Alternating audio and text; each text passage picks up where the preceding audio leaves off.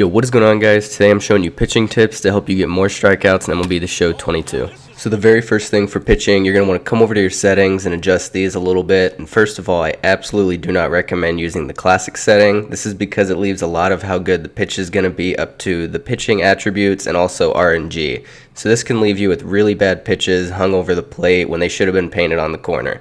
So to combat this, I highly recommend using the pure analog setting because this is most simple to master and it's also incredibly accurate.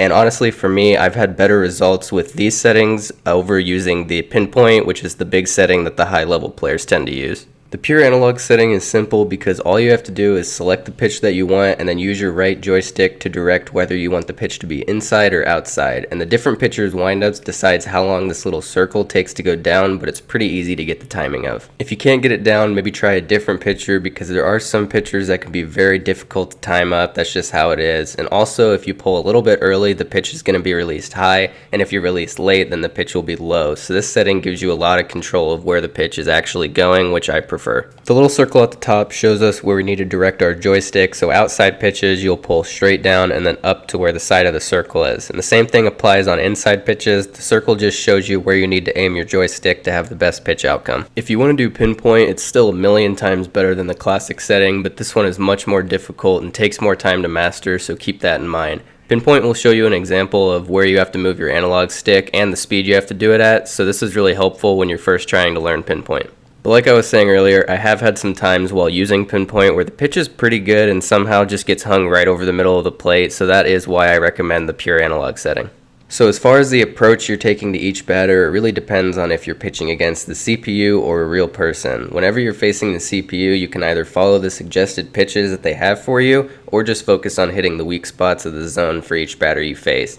These little blue zones are where the CPU struggles to hit, so attacking these spots will get you a lot of weak contact and swing and misses. CPUs also really struggle with large speed differences, so if you do a pitch sequence like a slider, fastball, low changeup, or if you do fastball, low changeup, they will 99% of the time swing and miss on the low changeup and get you an easy out. Pitching to computers can be a pain at first, but once you start to catch on to their weaknesses, you can exploit those every time you pitch against them. It's different when you're facing a real batter because these weak zones don't matter whatsoever. With the real batters, you want to approach them the way that you would in real life. So constantly mix up your location, inside, outside, your pitch speed, and your pitch mix to try and keep them off balance.